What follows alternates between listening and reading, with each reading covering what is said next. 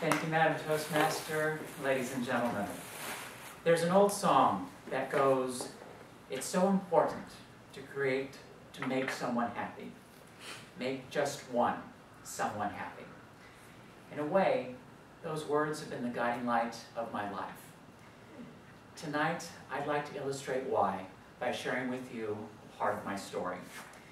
I grew up here in the Bay Area, just down Highway 4, over in Bay Point, with wonderful parents, younger brother and younger sister.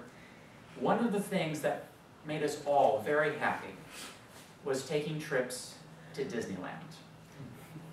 I personally was mesmerized by the place, whether it was the thrilling attractions, the beautiful architecture, even the dedicated people who worked there. The employees at Disneyland are called cast members because they view themselves as part of one big show.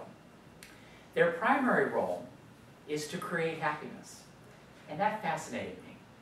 It was a purpose that seemed so simple and yet so pure and warm-hearted. So after finishing up my second year at Diablo Valley College, I transferred to a four-year school called Cal State Fullerton for the express reason that it was 10 miles north of Disneyland. I earned a job there as an attractions host and immediately set about creating happiness for people. Whether it was loading guests into vehicles shaped like giant beehives and sending them into the 100-acre wood to say hello to Winnie the Pooh and his friends, or whether it was reassuring frightened young kids that the Haunted Mansion was really more silly than it was scary. I knew I had done my job well when I saw all of those guests at the ends of those rides come off with smiles on their faces. Now, working at Disneyland wasn't all picturesque, as it is with any other job. You have your pros and your cons. And there were times when I would interact with folks who were feeling a bit frustrated or a little bit angry.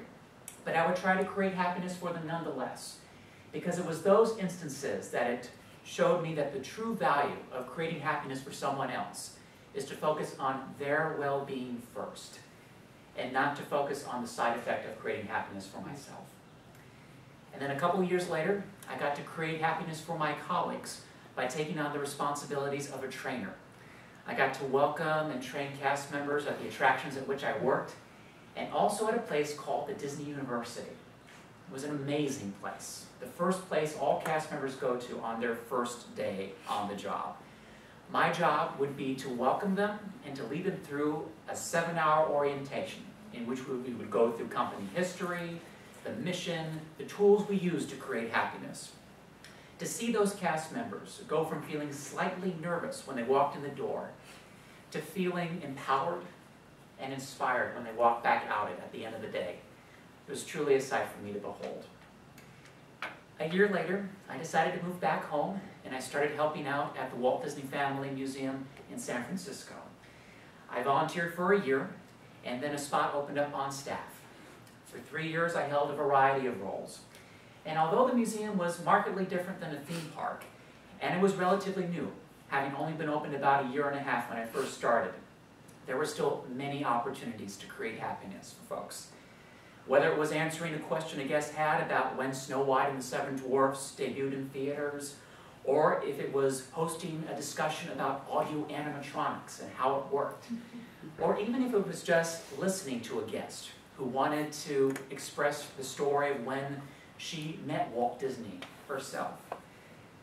I knew I had done my job well when all of those guests went on their way with smiles on their faces. Later on, I got to build our own version of the Disney University, designing, developing, and implementing programs that aim to set up our new employees and volunteers for success in their roles.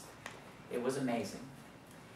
But like, as is the case with many new companies, reorganizations happen.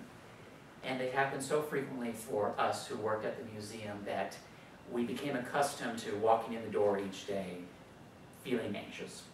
At first I tried to ignore it and just focus on the work at hand. But eventually I decided that it was best to look for jobs elsewhere.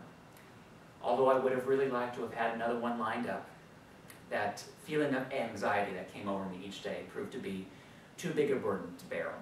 And so I decided to part ways amicably. Now I stand at a crossroads, but I remain very, very grateful for the opportunities I've had and very thankful to the people who helped to make them happen for me. No matter where I go, I hope to be similarly fortunate to get to create happiness for other folks. Madam Toastmaster.